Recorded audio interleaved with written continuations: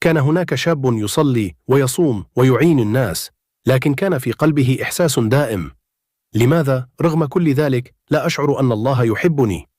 حتى جاء يوم حدث فيه أمر بسيط جدا، إذ لقي طفلا صغيرا يقول له: الله يحبك، لأنه ما زال يناديك كل يوم لتصلي.